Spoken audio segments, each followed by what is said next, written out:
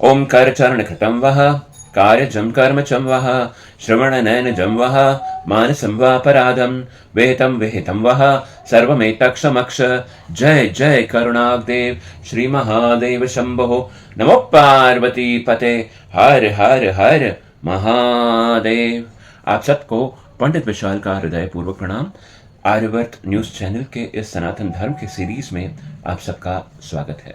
ये सनातन धर्म हमारा हिंदू धर्म, हमारा शास्त्र, जो मैं आपको इस सीरीज़ के माध्यम से आपको बताने जा रहा हूँ, ये बहुत ही अमूल्य है। तो आप कृपया इस चैनल को सब्सक्राइब करिएगा और कमेंट करिएगा, लाइक करिएगा, शेयर करिएगा। ये देखिए, ये भी एक आपकी तरफ से एक सेवा होगी कि आप शेयर करके बहुत सारे लोगों को शेयर करिएगा, क्योंकि ये सनातन धर्म का जो छोटी छोटी बातें हैं, हम युवाओं के आगे हम रखना चाहते हैं, कि ताकि युवा दूसरे रास्ते पर ना जाए, हमारे सनातन धर्म के रास्ते पर जाए। जय जय श्री राधे। चलिए, आज हम ज्योतिर्लिंगों के बारे में ये जो सनातन धर्म की सीरीज है प्रारंभ किया है। शुरू करने से पहले हम द्वादश ज्योतिर्लिंगों की स्तुति करते हैं। सौराष्ट्रे सोमनाथम च श्रीशैल्ये मल्लिकार्जुनम उज्जैन्यां महाकालम ओंकारं ममलेश्वरम पारल्यां वैद्यनाथं च डाकिन्यां भीमशंकरम सेतुबंदे तु रामेशं नागेशं दारुकावने वारण्यसं तु विश्वेशं त्र्यंबकं गौतमी तटे हिमालये तु केदारं गुष्मेशं च शिवालये ये तानि ज्योतिर्लिंगानि स्वयं प्रातपटे नरः सप्त जन्म कृतं पापं स्मरणं विनश्यते। ये 12 ज्योतिर्लिंगों का स्तुति मंत्र है। कहते हैं ये स्तुति मंत्र पाठ करने से ही इंसान के पाप धुल जाते हैं। 12 ज्योतिर्लिंगों में एक पहला ज्योतिर्लिंग है सौराष्ट्र सोमनाथम च। सोमनाथ यानी सोम भगवान चंद्र को कहते हैं, और चंद्रों के नाथ भोलेनाथ, चंद्र के नाथ भोलेनाथ को सोमनाथ कहा जाता है। अब इस सोमनाथ का ज्योतिर्लिंग आया कैसे? पुराणों में कथा आती है कि दक्ष प्रजापति की बहुत सारी पुत्रियों में से 27 पुत्रियां थी। 27 पुत्रियां, जिनका नाम अश्विनी, भरणी, रोहिणी, मृगशिरा, ये सब 27 पुत्रियां थी, और ये सब नक्षत्र थे। तो अब हम ज्योतिष के जीवन में देखिए कि नक्षत्र, रोहिणी, भरणी, मृगशिरा, ये सब दक्ष प्रजापति की पुत्रियां थी। बहुत सारी पुत्रियों में से ये 27 पुत्रियां थी, और इन 27 पुत्रियों का विवाह चंद्र देवता के साथ हुआ था। तो चंद्र देवता इन 27 पुत्रियों के साथ विवाह किया था, लेकिन ज्यादा से ज्यादा समय वो चौथी दक्ष प्रजापति की इन 27 पुत्रियों में से चौथी पुत्री थी रोहिणी, उनके साथ ज्यादा समय बिता रहे थे। तो बाकी के जो पुत्रियां थी वो दुखी हो रही थी, क्योंकि हमारा पति हमारे साथ नहीं, सिर्फ रोहिणी के साथ ही ज्यादा समय बिता रहा है। तो गए दक्ष प्रजापति के पास कि देखो, हमारा पति सिर्फ हमारे साथ नहीं, सिर्फ रोहिणी के साथ ही ज्यादा समय बिता रहा है। तो तब दक्ष प्रजापति ने उन्हें समझाया, चंद्र को समझाया कि ऐसा ना करो, अपना समय सबको दे दो। लेकिन चंद्र माना नहीं। तो दक्ष प्रजापति ने आखिरकार समझाकर उन्हें श्राप दिया कि तुम अपने हुस्न के ऊपर, अपने सौंदर्य के ऊपर इतना अभिमान कर रहे हो ना, तुम्हारा सौंदर्य क्षीण हो जाएगा। तो इसलिए वो चंद्र भगवान दुखी हो गए कि उनकी सुंदरता चली गई। तो भगवान ब्रह्मा जी के पास आए, चंद्र भगवान, देखो मेरी सुंदरता चली गई है, अब मैं क्या करूं? तो ब्रह्मा जी ने कहा कि तुम भगवान शंकर को प्रसन्न करो। यही है भगवान शंकर जो सबके दुखों को निवारण करने वाले हैं। तो अरब समुद्र के किनारे एक क्षेत्र आता है जिसे कहते हैं प्रभाषित क्षेत्र। वहां पर जाके तुम तप करो। तो चंद्र भगवान इस जगह आकर उन्होंने तप किया था। भगवान शंकर को मनाने लगे इस जगह पर। तो भगवान शंकर ना ज्योतिर्लिंग के रूप में वहां पर प्रकट हुए और कहा, चंद्र भगवान ने कहा कि ये मेरी जो दुर्दशा हुई है दक्ष प्रजापति के श्राप के कारण, कृपया इसे हमें मुक्ति दे दो। तो भगवान शंकर ने कहा कि देखो, मुक्ति तो मैं तुम्हें नहीं दे सकता, क्योंकि ये आपको ये श्राप, ये दाग जो है ना, ये आपको भोगना ही पड़ेगा। लेकिन इससे हम ऐसे कर सकते हैं कि आप 15 दिन शुक्ल पक्ष के 15 दिन आप एकदम अपने परम पूर्ण सौंदर्य में रहे, लेकिन कृष्ण पक्ष के 15 दिन वही सौंदर्य फिर निकलता रहे। फिर शुक्ल पक्ष आएगा, फिर सौंदर्य आएगा, और कृष्ण पक्ष आएगा तो फिर वो सौंदर्य निकलता जाएगा। ये संकेत देते हैं कि भगवान भोलेनाथ की सुख के पीछे दुख आता है और दुख के पीछे सुख अवश्य आता है। लेकिन भगवान के ऊपर आप विश्वास रखिए, क्योंकि ये सब खेला उनका ही है। तो भगवान फिर भी, चंद्र भगवान फिर भी असंतुष्ट रहे, अर्धचंद्र के रूप में वहां पर रहे। तो उन्होंने कहा कि भगवान भोलेनाथ ने देखा कि चंद्र भगवान असंतुष्ट है, तो भोलेनाथ ने कहा कि देखो, हम तुम्हें अर्धचंद्र रूप में अपने मस्तक पे धारण करते हैं। तब से भगवान भोलेनाथ का नाम चंद्रमौलेश्वर, चंद्रेश्वर नाम पैदा हुआ। और उस जगह पर भगवान जहां पर भोलेनाथ प्रकट हुए, वो ज्योतिर्लिंग के नाम पर विख्यात हुआ।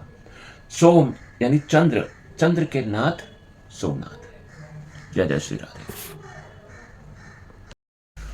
सोमनाथ ज्योतिर्लिंग को आदर ज्योतिर्लिंग कहा जाता है, और जिस क्षेत्र में सोमनाथ जी विराजमान हैं, उस क्षेत्र को हरिहर क्षेत्र और प्रभाषित क्षेत्र भी कहा जाता है, क्योंकि इस क्षेत्र में ही, यहाँ से सोमनाथ मंदिर से लगभग 7 किलोमीटर दूर, वहां पर भगवान श्री कृष्ण का नित्य धाम गमन हुआ था।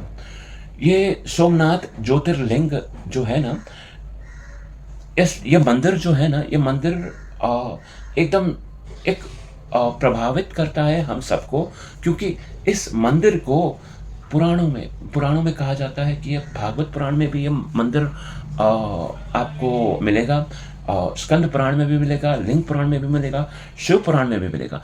ऋग्वेद में भी इस सोमनाथ ज्योतिर्लिंग के बारे में और एक प्रभाषित क्षेत्र के बारे में लिखा गया है।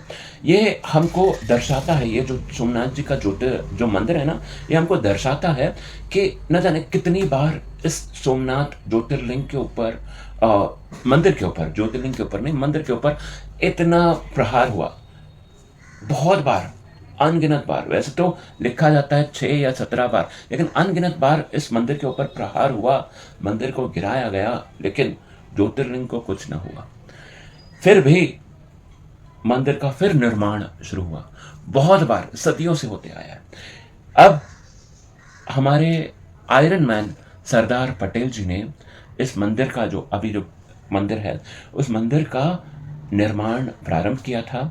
और अब ये मंदिर अपना सीना तान के खड़े हैं कि देखो, हमने हमारे ऊपर न जाने कितनी बार प्रहार हुआ है, लेकिन फिर भी हम खड़े हैं।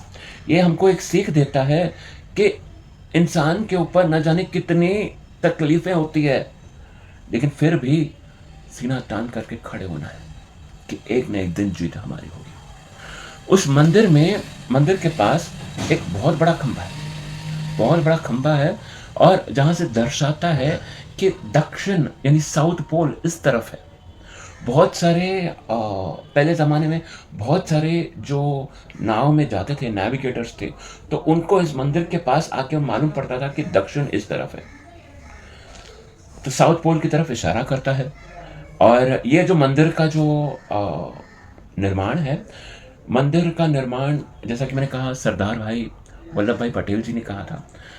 कुछ लोग बोलते हैं कि क्या हम इस मंदिर में जा सकते हैं। इस मंदिर के में आजू बाजू में देखने लायक बहुत सारी जगह है, बहुत सारी इतने अच्छी जगहें हैं, आप देख सकते हैं। सबसे अच्छा तो ज्योतिर्लिंग का दर्शन करना सबसे अच्छा है, और देखते ही मन मोहित हो जाता है। उस मंदिर का दर्शन का टाइमिंग्स है सुबह 6 बजे से रात को 10 बजे तक मंदिर खुला रहता है। आरती है सुबह के 7 बजे, 12 बजे और शाम के 7 बजे।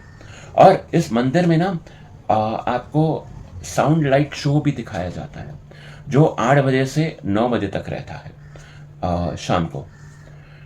और बारिश के सीज़न में थोड़ा ये शो नहीं रहता है, तो इसलिए आप देख कर जाइएगा।